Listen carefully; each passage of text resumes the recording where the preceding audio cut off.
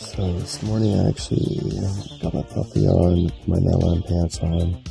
Finally actually have a use for any of these kind of things. So I kept my quilt on all night long. Just kind of new because generally most times since I started in June, usually it's always a constant battle whether or not to keep myself warm or keep myself cold because it gets sweaty and gross. But New Hampshire, it's actually mostly chilly at night so far. But just like a little cold snap, I guess, and so it's my little trusty flashlight. I love it so much.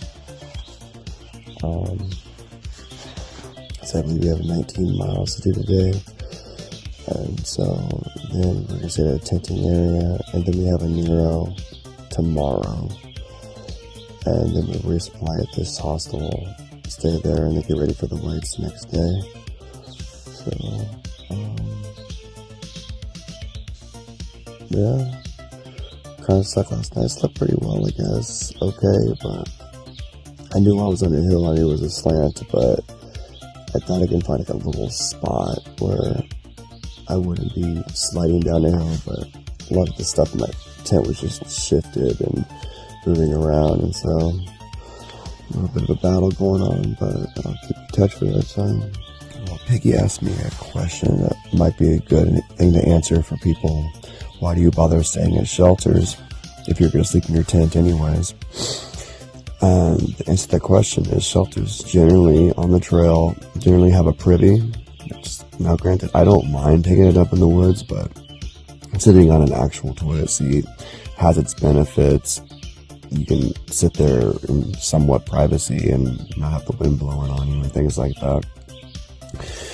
Shelters usually have a bear box, some kind of cable, some kind of bear protection. Many people have different ways of protecting themselves from bears, so you have that there as well. Sleeping in the shelter itself, I guess, is a little bit warmer than your tent, but you do have, obviously it's only 3 walls, and so there's one wall empty, and so there generally will be bugs coming in. Now, granted, in New Hampshire, there's a lot less bugs because it's colder, so it doesn't matter. Rorschach and I were actually planning on staying in the shelter at this one, but we got here at 4 o'clock, which is super early for us, and there were 3 old people in there, and so I guess an issue here in New England is a lot of the retirees like to come day hiking, and then they quit 1 o'clock, 2 o'clock, and then they sit in the shelters all day long and take them out. So, and I was raised to respect my elders, so it's like, whatever. So shelters also usually mean numbers of people. Hiking out here by yourself or just with another person. Sometimes you like to just be around others. I didn't go over there and talk to them or do any kind of social thing, but I knew they were there, and I guess it's a sense of security. Obviously bears are a lot less, and other animals are a lot less likely to enter into a camp when there's lots of people versus one person. I prefer to stay in my tent usually now. I wasn't in the very beginning. I slept in the shelters mostly in the very beginning, but I have a lot less mosquito bites on me now that I sleep in my tent, wear a screen, and all that is. And yeah, it's a bitch to set it up, take it down, put it back in my backpack, wipe off leaves, grass, and stuff like that, especially if it's raining.